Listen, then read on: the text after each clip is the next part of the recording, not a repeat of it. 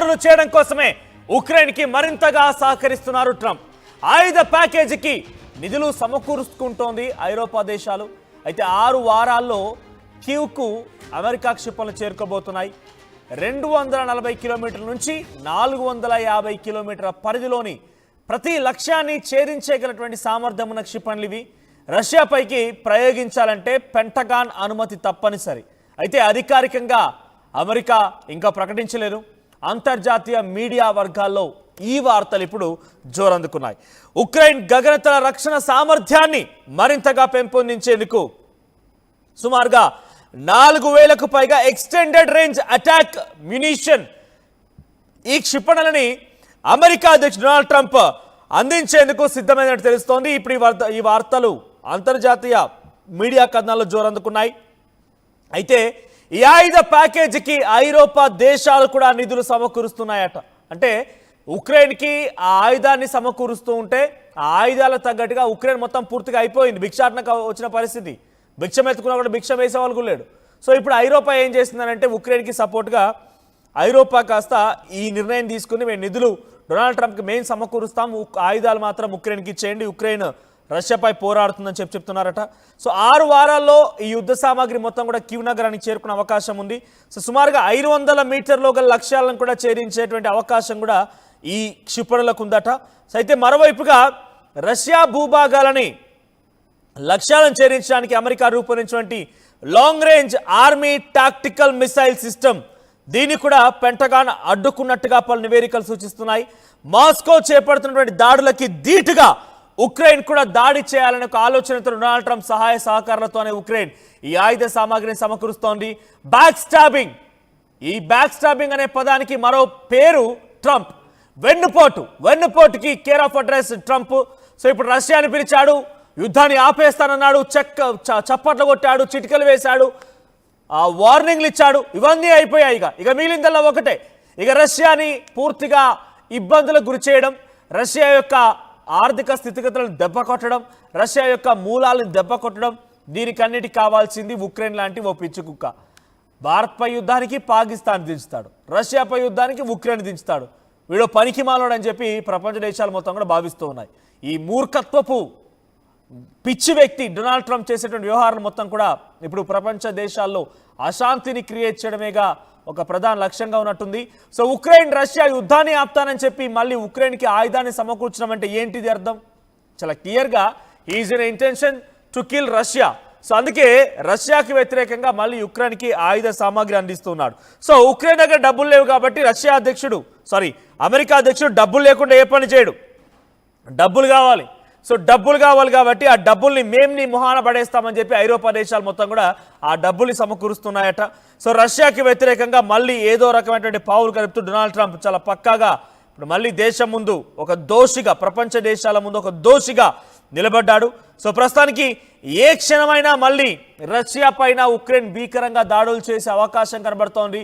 అదే మాదిరిగా ఉక్రెయిన్ చాలా భారీ ఆయుధ సామాగ్రిని సమకూర్చుకునే పనిలో ఉంది.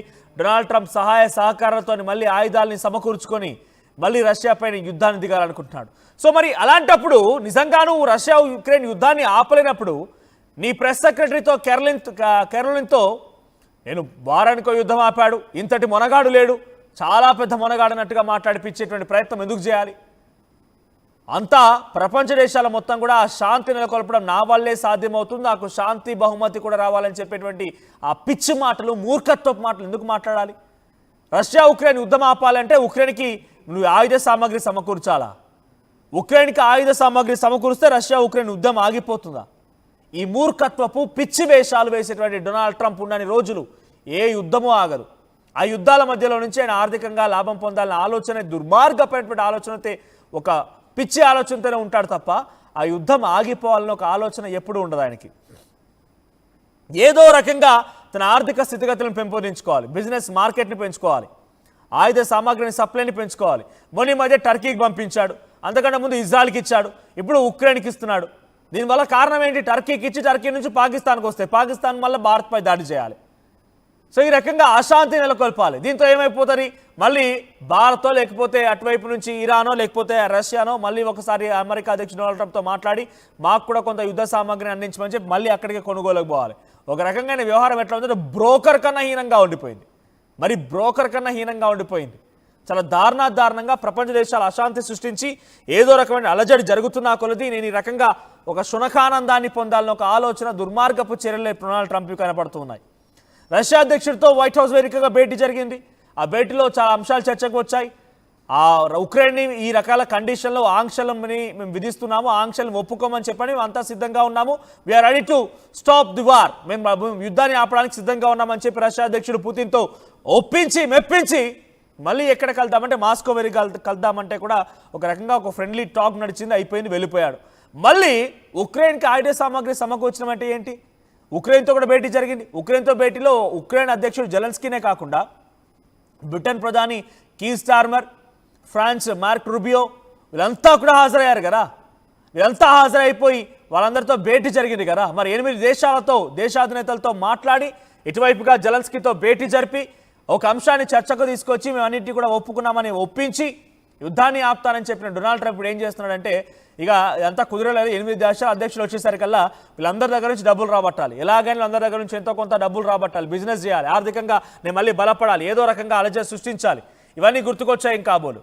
అందుకే మళ్ళీ ఆ దేశాధినేతల దగ్గర నుంచి డబ్బు రాబట్టాలంటే ఉక్రెయిన్ని ఆ కండిషన్లకు ఒప్పించకుండా మళ్ళీ రష్యాపై దాడి చేయమని రెచ్చగొట్టి ఉక్రెయిన్ దగ్గర ఆయుధ సామాగ్రి లేదు కాబట్టి వీళ్ళంతా ఉక్రెయిన్కి సపోర్ట్ ఇస్తున్నారు కాబట్టి మరి మీరు ఇవ్వండి, వాళ్ళ దగ్గర డబ్బులు లేవు, ఆయుధాలు కొనుక్కునేటువంటి స్తోమత లేదు, వాడు యుద్ధం చేయలేకపోతున్నాడు, మొత్తం చచ్చిపోతున్నాడు, అందుకే మేము కంట్రోల్ చేద్దాం అనుకున్నాను. సో మీరు కంట్రోల్ చేసే ఉద్దేశం లేకపోతే మీరు డబ్బులు ఇవ్వండి అని చెప్పి వాళ్ళ దగ్గర డబ్బులు తీసుకొని మళ్ళీ ఇప్పుడు ఉక్రెయిన్కి మొత్తం ఆయుధ సామాగ్రి సమకూరుస్తున్నాడంట. 4,000 క్షిపణులను అందిస్తున్నాడట ఉక్రెయిన్కి డొనాల్డ్ ట్రంప్. సో దీన్ని మళ్ళింతగా యుద్ధాన్ని పెంచడమే, యుద్ధాన్ని తగ్గించే ఆలోచన నాకు ఉండదు.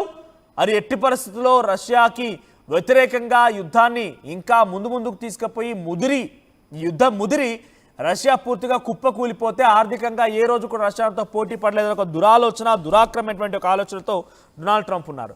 సో డొనాల్డ్ ట్రంప్ యొక్క పిచ్చి ప్రవర్తన, ఆయన యొక్క మూర్ఖత్వపు చర్యలు, ఆయన యొక్క దుర్మార్గమైనటువంటి ఆలోచనలు ఇప్పుడు మళ్ళోసారి అటు రష్యా ఉక్రెయిన్ యుద్ధాన్ని ఇంకా తట్టిలేపుతున్నాయి, ఇంకా ప్రోత్సహిస్తున్నాయి. 6 వారాల్లోగా యుద్ధం మరింతగా నెక్స్ట్ లెవెల్కి వెళ్ళే అవకాశం ఉంది.